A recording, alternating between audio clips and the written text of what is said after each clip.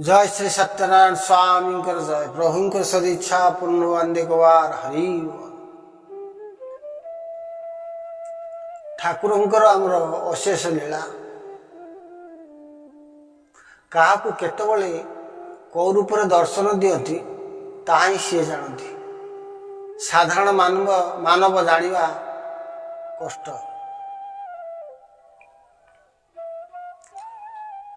आमर त्रिलोक्य बाबा जड़े सी हूँ बापर मार गोटे पुओ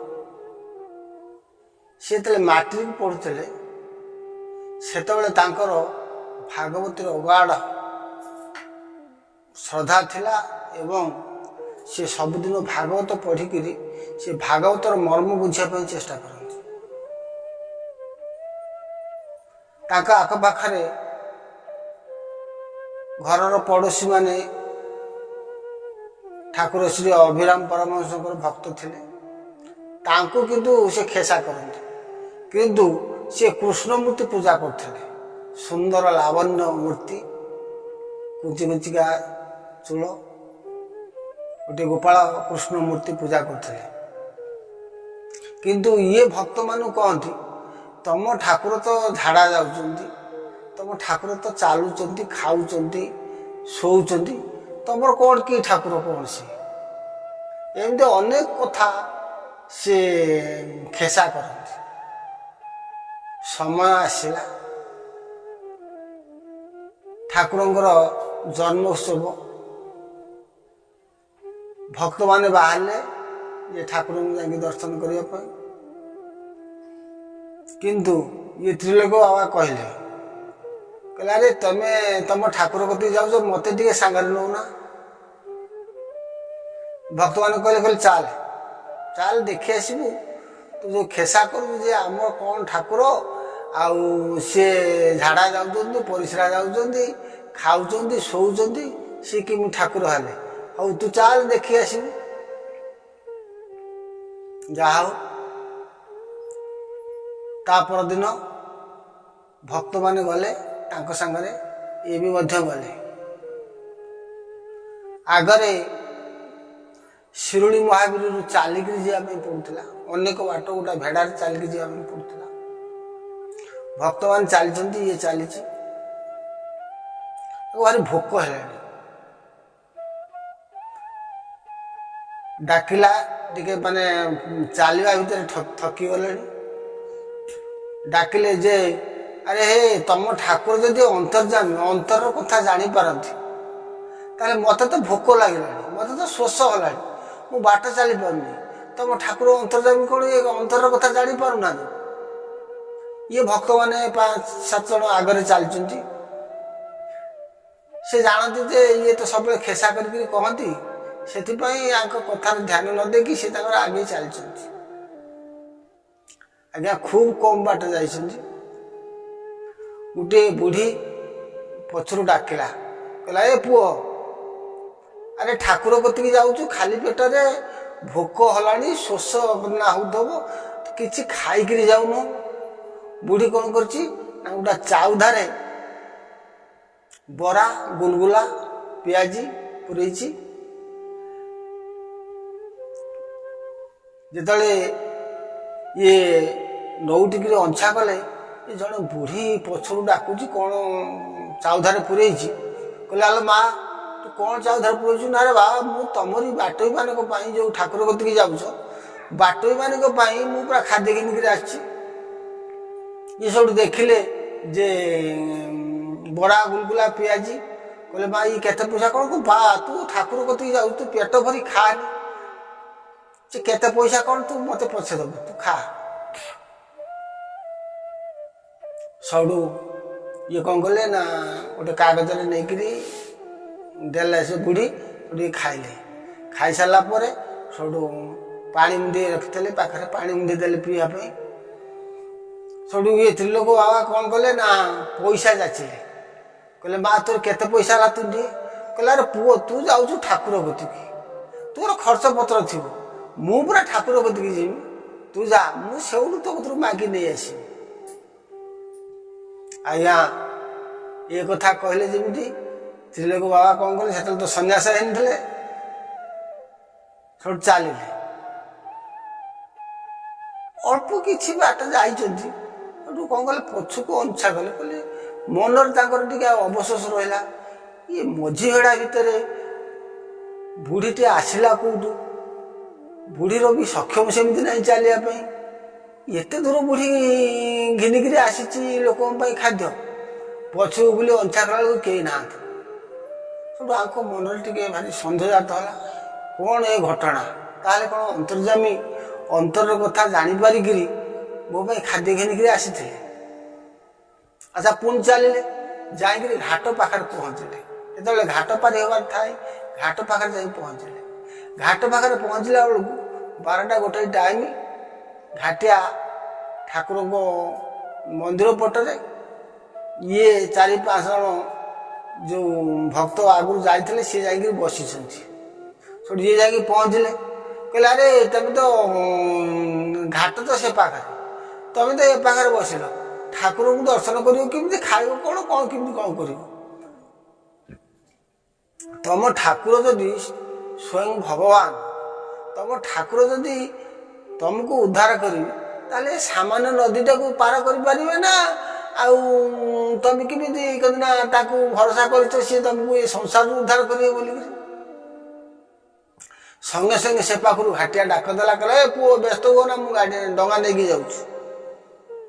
ହଉ, ଡଙ୍ଗା ଆସିଲା, ଡଙ୍ଗାରେ ବସିକି ସେ ପାଖକୁ ପାର ହେଇଗଲେ। ସେତେବେଳକୁ 12ଟା ଗୋଟାଏ ଟାଇମ୍ ହେଲାଣି। ଠାକୁର ସନ୍ନ୍ୟାସ ମାନଙ୍କୁ କହିଛନ୍ତି ଯେ 5-7 ଜଣ ଭକ୍ତ ଆସୁଛନ୍ତି, ସେମାନେ ଆସି ଦର୍ଶନ କରିସାରିଲେ ତାପରେ ମୁଁ ମଣେଇ କରିବି। ସେଠୁ ଏମାନେ ଗଲେ, ଯାଇକିରି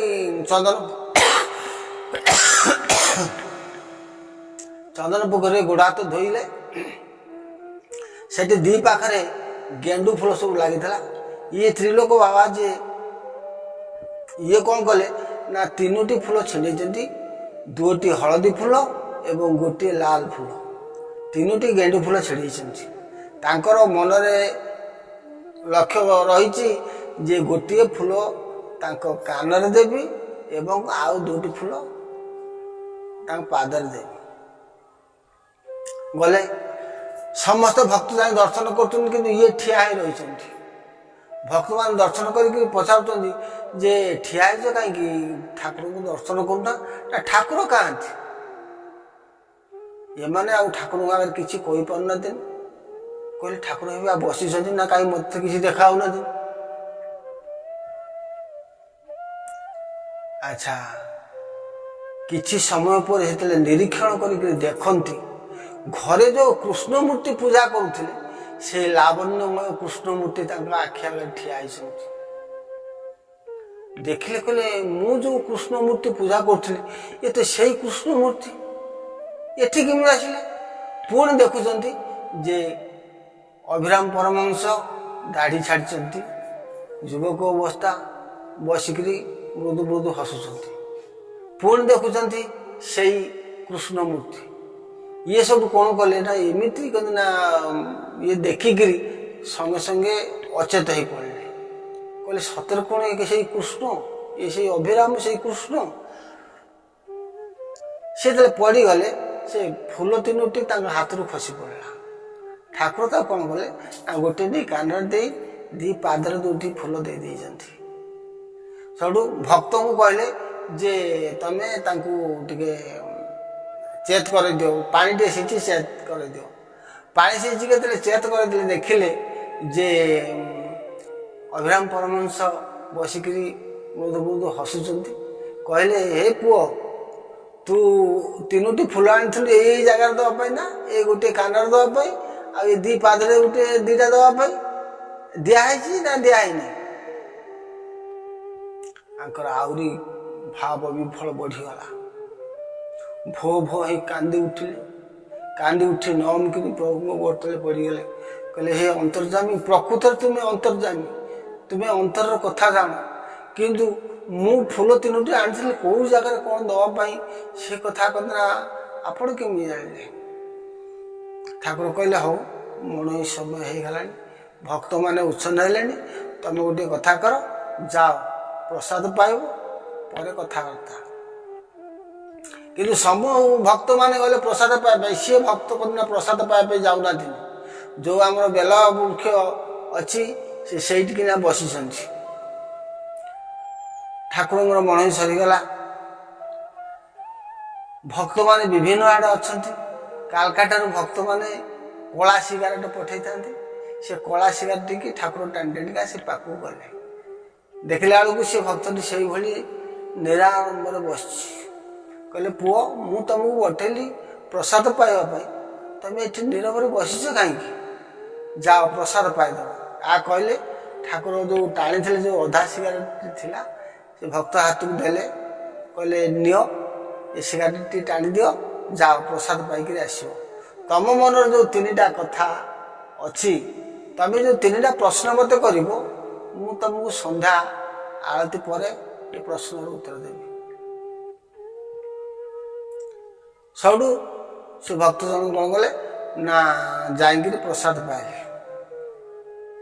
ଯେତେବେଳେ ସନ୍ଧ୍ୟା ଆଳତି ହୁଏ, ସନ୍ଧ୍ୟା ଆଳତି ସମୟରେ ସବୁ ଭକ୍ତ ମାନେ ଅଛନ୍ତି।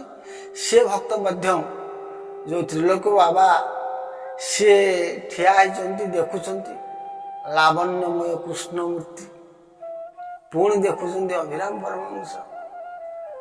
ଏମିତି ଭାବ ବିଫଳରେ ସେ ପୁରା ଗାଉଛନ୍ତି ଏବଂ ନାଚୁଛନ୍ତି, ଭୋ ଭୋ କାନ୍ଦୁଛନ୍ତି। ମୋ ପ୍ରଭୁଙ୍କୁ ମୁଁ ପାଇଛି ରେ, ମୋ ପ୍ରଭୁଙ୍କୁ ମୁଁ ପାଇଛି, ମୋ ପ୍ରଭୁ ହିଁ ଏଇଠି ଅଛନ୍ତି।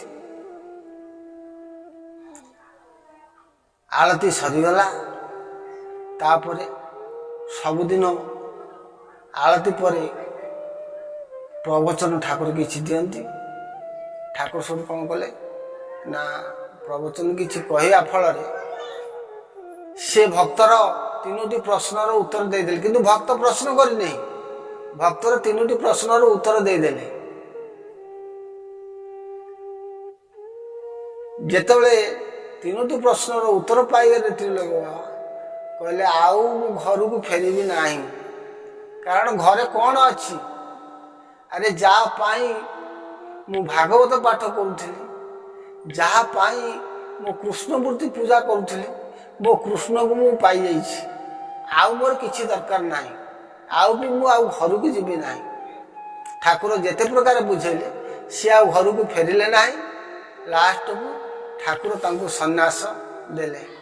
ସେଇ ତ୍ରିଲୋକ ବାବା ଦେଖିଲେ ଯେ ସ୍ୱୟଂ ଜଗନ୍ନାଥ କୃଷ୍ଣ ସିଏ କ'ଣ କଲେ ନା ରଥ କରି ଠାକୁରଙ୍କୁ ରଥରେ ବସେଇକିରି ଟାଣିଲେ। ଜୟ ଶ୍ରୀ ସତ୍ୟନାରାୟଣ ସ୍ୱାମୀଙ୍କର ଜୟ। ପ୍ରଭୁଙ୍କର ସଦିଚ୍ଛା ପୂର୍ଣ୍ଣ ବନ୍ଦେ କୁମାର ହରି।